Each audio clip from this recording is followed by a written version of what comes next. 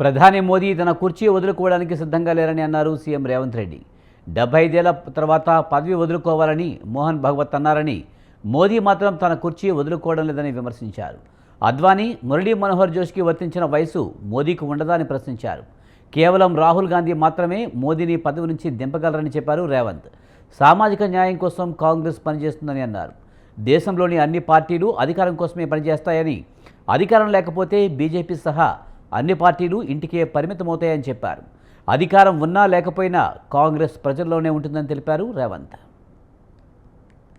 इस साल से राहुल गांधी जी इस देश में गरीब लोगों के लिए, पिछड़े लोगों के लिए, दलित, आदिवासी, ओबीसी, सोशल जस्टिस के लिए इस देश में लड़ रहा है। मगर दूसरे तरफ देखो, नरेंद्र मोदी जी 25 साल से वो कुर्सी छोड़ रहा ही नहीं।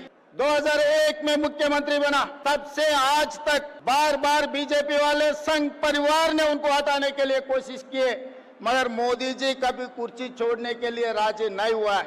2 महीने पहला मैं देखा, मोहन भगवत जी एक बयान दिए, 75 ईयर जिसका खत्म हो जाएंगे, 75 ईयर्स खत्म होते ही कुर्सी छोड़ना। मगर मोदी जी तैयार नहीं है 75 ईयर्स खत्म होने के बाद भी कुर्सी छोड़ने के लिए। रास्ता से अद्वानी जी को, मुरली मनोहर जी को हटा दिए 75 ईयर्स कंडीशन लगा दे के। इस मंच से मैं संघ परिवार को, राहुल गांधी जी के तरफ से एक बयान देना चाहता हूं, आप लोग नहीं हटा सकते मोदी जी को। मोदी जी को हटाने वाले राहुल गांधी है। आने वाले चुनाव में जो संघ परिवार ने नहीं कर सका, संविधान के बारे में, सोशल जस्टिस के बारे में, फ्रीडम के बारे में, डेमोक्रेसी एंड कॉन्स्टिट्यूशन के बारे में बोलने का बहुत कम मौका मिलेगा। इस समय पर मैं एक बात साफ कहना चाहता हूं, कांग्रेस पार्टी आजाद से पहले शुरुआत किए। आज जितने भी इस देश में चुनाव में लड़ रहा है, सत्ता में आकर केंद्र में, राज्य में सरकार चला रहे, ये सब राजनीतिक दल कांग्रेस पार्टी आजाद दिलवाने के बाद ही शुरुआत हुए। जितने भी, वो बीजेपी हो, बीआरएस हो, जेडीयू, बीजेडी हो, आरजेडी हो, कोई भी राजनीतिक दल आजाद आने के बाद शुरुआत हुए, सो राजनीतिक दल आज चुनाव लड़ रहा है। मगर इनमें से हटकर एक ही पार्टी है, वो इंडियन नेशनल कांग्रेस। आजाद दिलवाने के लिए शुरुआत किए सो राजनीतिक दल कांग्रेस पार्टी ने।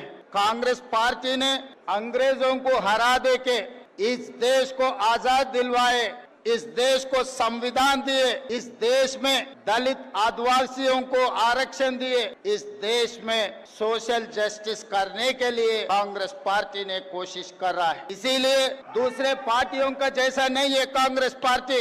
दूसरे राजनीतिक दल चुनाव लड़ना, जीते तो कुर्सी में बैठना, हार गए तो घर में बैठने का आदत है। भारतीय जनता पार्टी से लेकर हर विपक्ष पार्टी का, ब्रिटिशों को, पाकिस्तानों को हरा दिए सो कांग्रेस पार्टी। आज नरेंद्र मोदी जी भारतीय जनता पार्टी को हराने के लिए कोई कम नहीं है। हमारे कांग्रेस पार्टी परिवार ने आने वाले चुनाव में बीजेपी और नरेंद्र मोदी जी को हरवाने के लिए कांग्रेस पार्टी पूरा कोशिश जारी रहेंगे।